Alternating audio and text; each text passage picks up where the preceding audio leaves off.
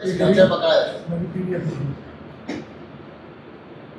શહેરમાં અષાઢી બીજની રથયાત્રા અનુસંધાને સુરત ક્રાઇમ બ્રાન્ચની અલગ અલગ ટીમો પેટ્રોલિંગમાં ઘણા સમયથી રહેલી હોય છે અને આ દરમિયાન તેઓ નાસ્તા ફરતા આરોપીઓ, ઓર્ગેનાઇઝ ક્રાઇમ અને જુદા જુદા ગુનાઓના વોન્ટેડ આરોપીઓ અને અનડિટેક ગુનાઓની તપાસમાં રહેતા હોય છે. આ દરમિયાન ગઈકાલે ક્રાઇમ બ્રાન્ચના પોલીસ ઇન્સ્પેક્ટર જે.જી. પટેલ અને પીઆઈ જે.એન. ગોસ્વામીની ટીમને એક ઇન્ફોર્મેશન મળી હતી કે જે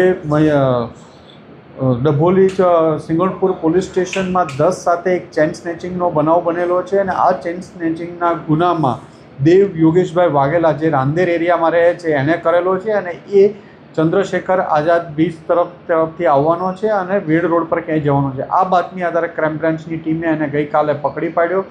દેવને પકડ્યા બાદ એની પાસેથી એક એફઝેડ યામાહા મોટરસાઇકલ કબજે કરવામાં આવ્યું છે અને એ આ ગુનાના કામે એની પાસેથી અલગ અલગ પૂછપરછ કરતાં એણે 7 જેટલા ચેઇન સ્નેચિંગના ગુનાઓ કબૂલ કર્યા છે, જેમાં 10 સાથે સિંગણપુર ડભોલીમાં, એ ઉપરાંત પાલમાં 30 સવારમાં મોર્નિંગ વોક કરતા લોકોને ટાર્ગેટ કરી અને ચેઇન સ્નેચિંગ કરે છે.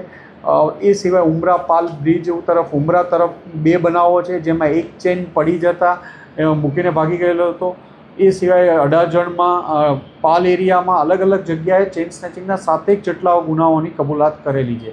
એની પાસેથી 4.5 લાખ જેટલાનો મુદ્દામાલ કબજે કરવામાં આવ્યો છે. એની પાસેથી એફઝેડ મોટરસાઇકલ જે 1.5 લાખનું મળી કુલ 5.5 લાખથી વધુની કિંમતનો મુદ્દામાલ કબજે કરવામાં આવ્યો છે. દેવ 19 વર્ષનો છે. એણે ભણવાનું છોડીને ઘણા સમયથી આ છેલ્લા 6-1 માસથી આ ચોરીને લતે ચેઇન સ્નેચિંગની લત ઉપર ચડી ગયેલો હતો અને દેવ વિરુદ્ધ અગાઉ પણ 135 મુજબનો ગુનો પણ દાખલ થયેલો છે.